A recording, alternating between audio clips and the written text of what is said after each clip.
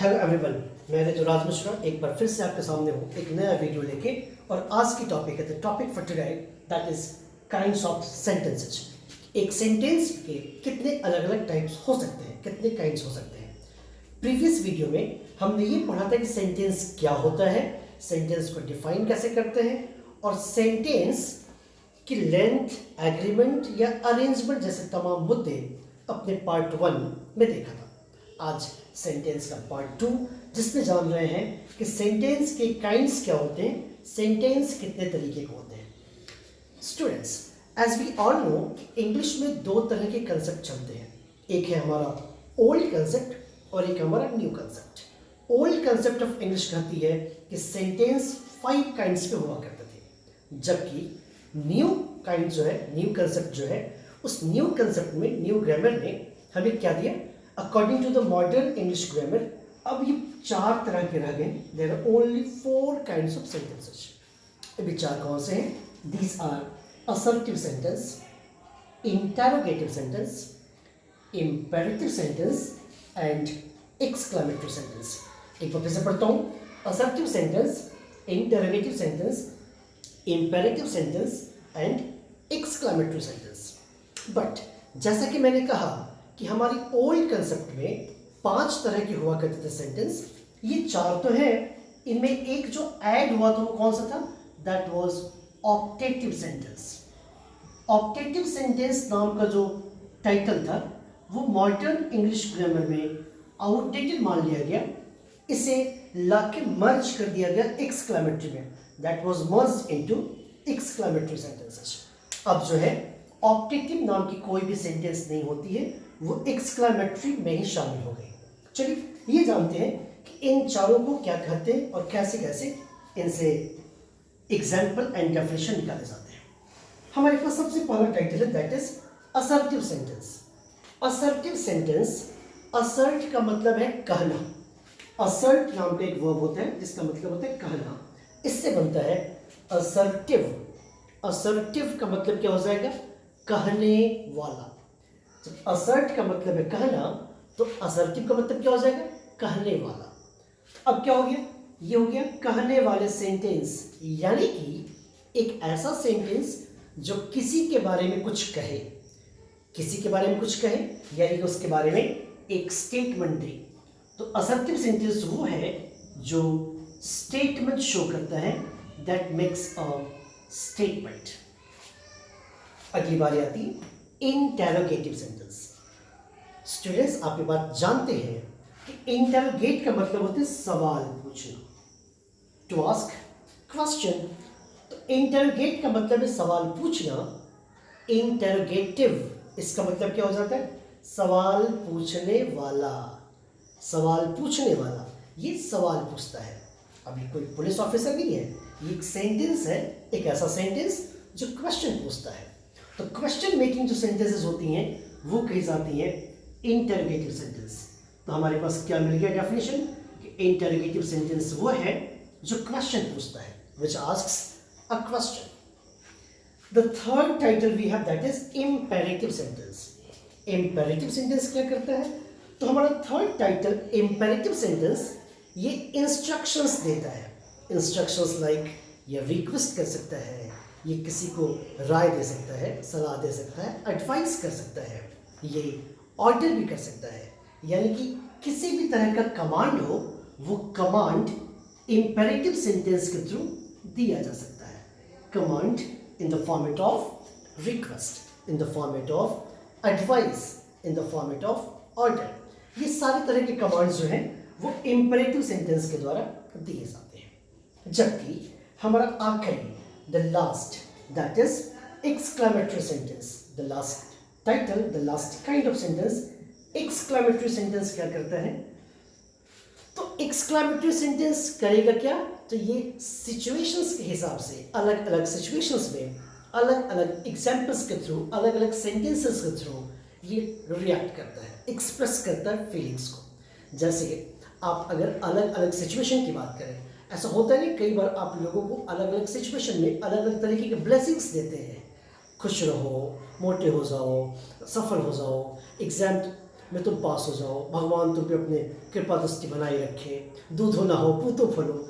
ऐसे अलग अलग एग्जाम्पल्स हमारे पास अलग अलग सिचुएशन में होते हैं जो हमें हमारे सीनियर्स के द्वारा, बड़े बुजुर्गों के द्वारा मिलता है। लेकिन अगर इन सारी सेंटेंसेस को, इन सारे सिचुएशंस को इंग्लिश में इंटरप्रेट करना हो तो हमारे पास ऑप्शन क्या है? उस सडन फीलिंग को एक्सप्रेस करने का तरीका है केवल और केवल एक्सक्लेमेटरी सेंटेंस। एक्सक्लेमेटरी सेंटेंस करेगा क्या? तो that shows sudden reactions, sudden feelings. अभी हमारे पास 4 डिफरेंट टाइटल्स हैं। इन टाइटल्स के बारे में एक एक करके जानेंगे, एक एक करके लिखेंगे, सुनेंगे, समझेंगे। सबसे पहली टाइटल है that is assertive sentence. Assertive sentence क्या होती है? तो असर्टिव सेंटेंस मैंने कहा कि एक ऐसा सेंटेंस जो क्या करे, तो स्टेटमेंट दे किसी के बारे में, दैट मेक्स अ स्टेटमेंट। इसे क्या लिखेंगे कि an assertive sentence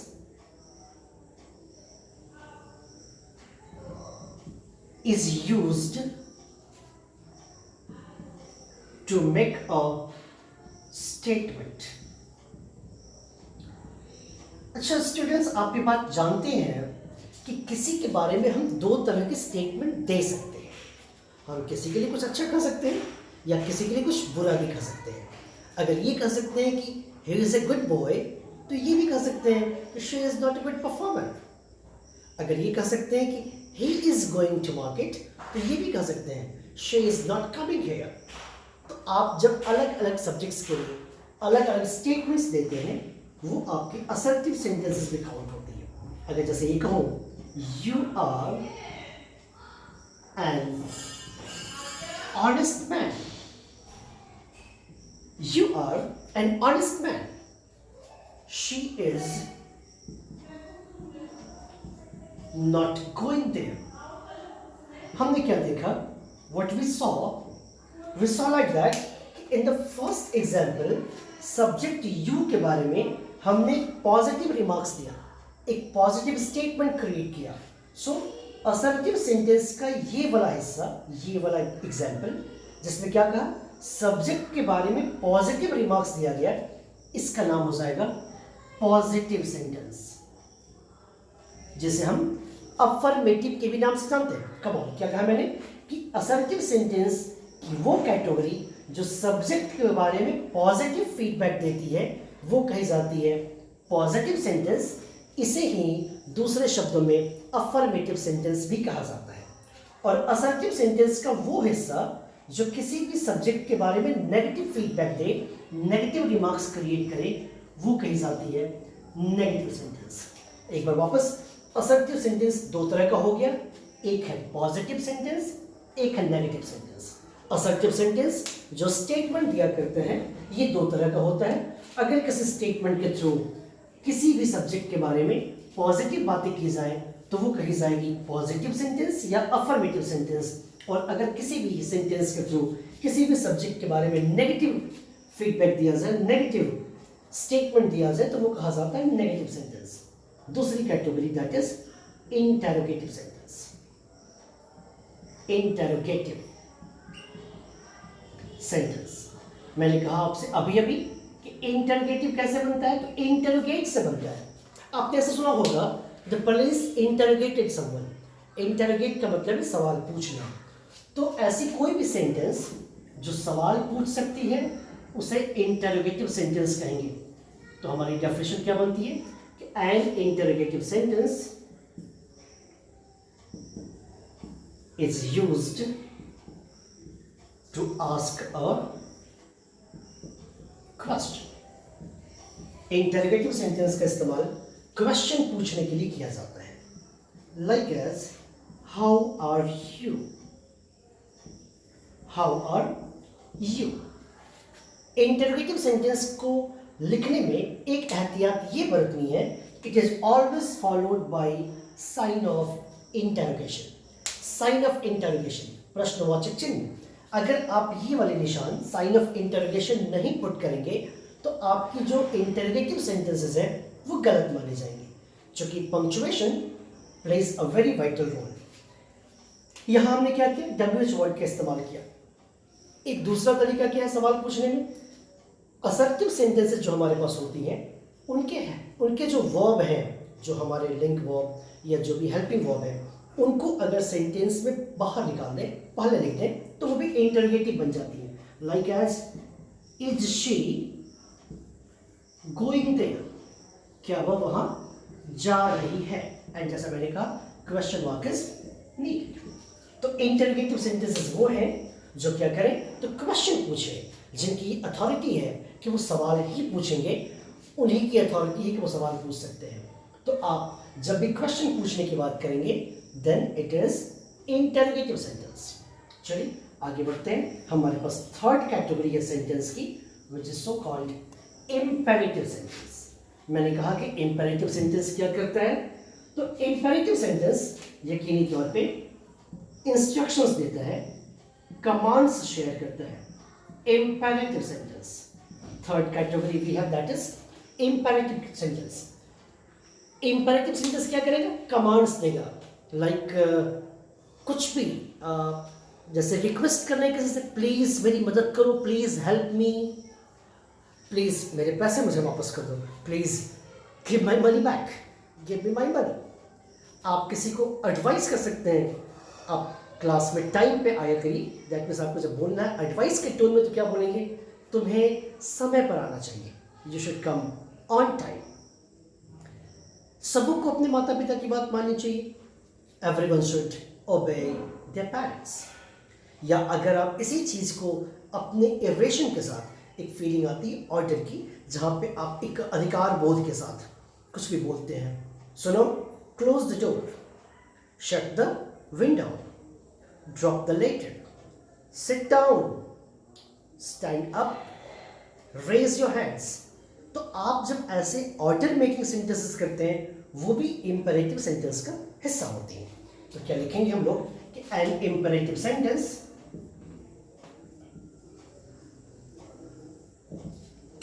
an imperative sentence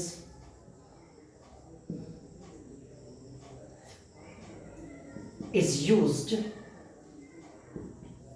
to show, क्या शो करेगा, रिक्वेस्ट, एडवाइस और an order. So very easy kind of examples, very known to us, like as please go there, please वहां चले जाओ, आपसे आज जो विनती थी कि वहां जाओ, प्लीज गो देयर। यहां आपने रिक्वेस्ट किया, एडवाइस करना है, like as he should come on time, उसे सही समय पर आना चाहिए। हमने क्या किया, रिक्वेस्ट किया, that we have the put of request here. Order की बात करें, आप ऑर्डर भी कर सकते हैं किसी को भी, लाइक एज सिट डाउन, बैठ जाओ। तो आपके सेंटेंस में अगर रिक्वेस्ट किया जाए, अ पीस ऑफ एडवाइस हो या फिर ऑर्डर हो, तो वो सेंटेंस क्या कही जाएगी, दैट्स कॉल्ड इंपेरेटिव सेंटेंस। और फिर अब बारी आती है अपने आखिरी सेगमेंट की, which is exclamatory sentence. Exclamatory sentence, the fourth title, sentence की चौथी टाइटल। एक्सक्लेमेटरी सेंटेंस करती क्या ये, what kind of sentences it is. ये निश्चित तौर पे एक्सक्लेमेटरी सेंटेंस जो है वो क्या करे, तो सडन फीलिंग्स को शो करता। सडन फीलिंग्स क्या लिखेंगे, एन एक्सक्लेमेटरी सेंटेंस दैट